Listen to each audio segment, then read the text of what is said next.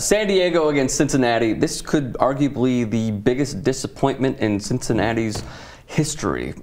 Marvin Lewis had, you could say, his best team ever. I think Pete Rose. Yeah, I was going to say Cincinnati sports history. Yeah. I was going to say when Wayne Gretzky left the WHA to play in the NHL. Was talking NFL, obviously, smartasses. When Jerry Springer paid for the Andy Dalton with a check. Andy Dalton that was bad.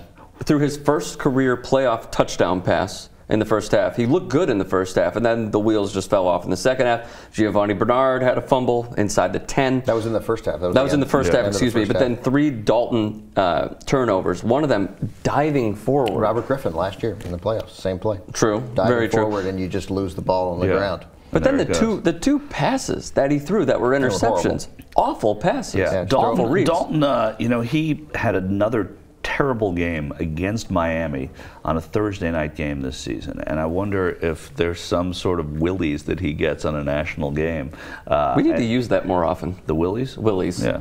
If he gets the willies on a national game in a certain way, as other quarterbacks, not many, but there have always been quarterbacks who they say, oh, he can't play in front of the big audience. But you know, the NFL though is always under the lights. So it's so hard to play quarterback well, and I mean he threw for 334 yards.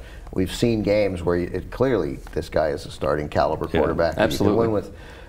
And he had a good year this year in the regular season. We're talking about the guys who, like Nick Foles, didn't throw any picks because he takes. One reason is because he takes too many sacks. And there's at some point Foles has to get rid of the ball, throw it out of bounds.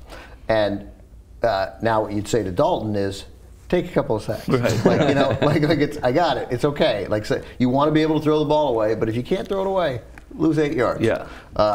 Because those turnovers, all 4 of their turnovers, sometimes turnovers don't matter. You throw a pick deep, they get the ball at the 22, they punt it back, and you realize that turnover, all 4 of those turnovers were crushing. Yeah, all 4. It also may come from TCU. It may come from playing in that conference where they're just throwing the ball all the time in those conferences. Well, they're throwing the ball all the time. They're not taking sacks at TCU. Yeah, they don't take sacks at TCU, and the defenders aren't that good. Yeah. But you've got to grow.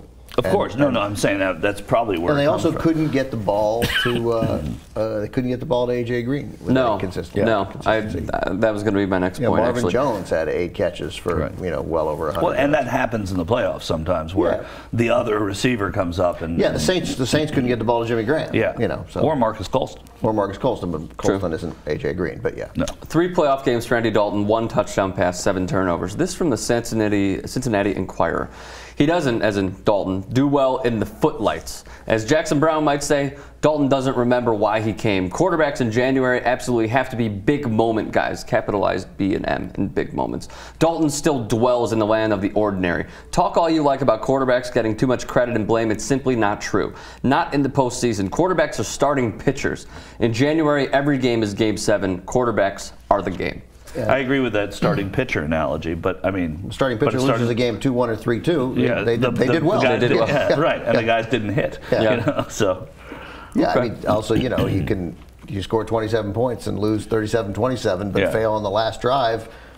You still played pretty well. You still generated some. Yeah. Alex Smith, I think that was the best game of his career. Absolutely, the playoff game. Absolutely, there maybe you could point to 1 or 2 others that compete with it, but I think there's the best game of his career. They lost. Can we go back to Marvin Lewis for a second? 11-5 record this year. As I said, I thought this was his best team that he has had.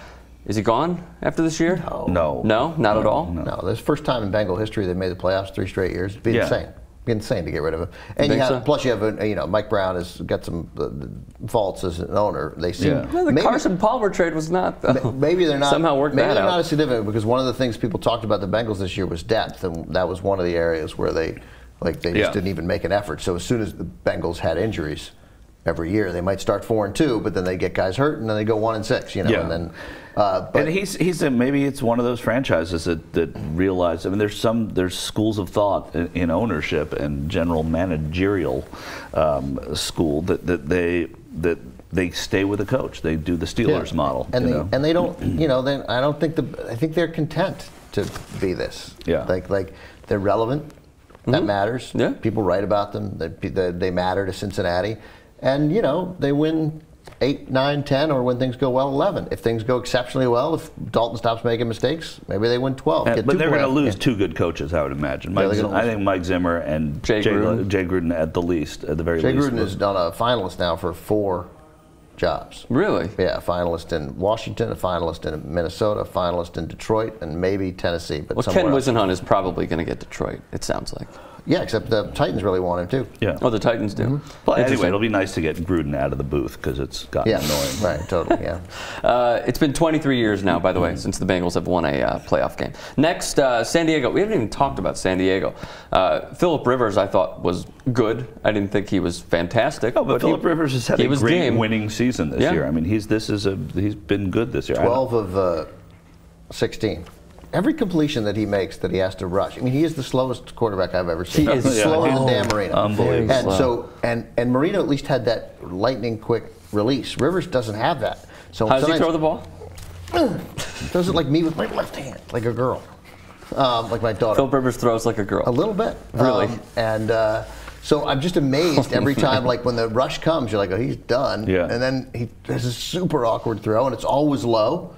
But they go down and get it. Yeah. And they get 8 yards. You are correct. 12 of 16, 128 yards, 48 yards at halftime. Yeah, he only threw. But in a way, that's a maturation for Phillip Rivers to only throw that many times to make better decisions. I mean, because he was a guy who would just chuck it a get burned. Well, it doesn't look like he can chuck it. But they also had. No, kidding. But we know they can't. But they had big running days from Woodhead was 15 to 54. Ronnie Brown had a 50-yard run at the end. But Matthews 13 out of 52.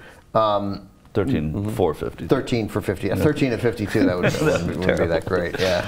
Sounds like Rex Grossman numbers. And then Ronnie Brown again, the 8 for 77. Right, but you can't dismiss the 58-yard run. It was a 58-yard run that won the game. Yeah, it sealed it. But partly because they kept pounding it, and then they broke it. So it worked. They ran the ball. They have 3 competent running backs. What was interesting was that Ryan Matthews seemed to run the ball well, and now they're saying he wasn't hurt. They just went with Woodhead and Brown down the stretch. But the Charger defense, I think is not talked about enough. I agree. I think, you talk about these assistants. John Pagano should be one of these people that's talked about. Called a great game.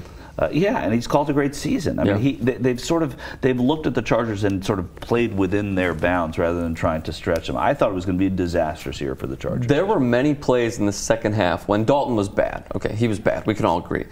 But the plays that John Pagano called up, bringing guys on the edge, blitzing 5 guys at times, Dalton couldn't handle the pressure. So out of anything, they went to Dalton's weaknesses, played it up every time, and that forced a few interceptions as well. Yeah, I never know how to analyze that stuff because, like, when blitzes work, they're awesome. When they don't work, they're terrible. Yeah. So I mean, but it's knowing when to use them. It's like. Every time they called it and didn't call it in the right situation, one after another. Just like every play was basically a win. It's like baccarat. I mean, is it going to be? But give him credit for calling for it in the right situation. Well, I don't know. Right. But they hit 8 in a row. Right. But give him credit for calling those blitzes in the right situation. Yes, totally. Yeah. He deserves a lot of credit for that.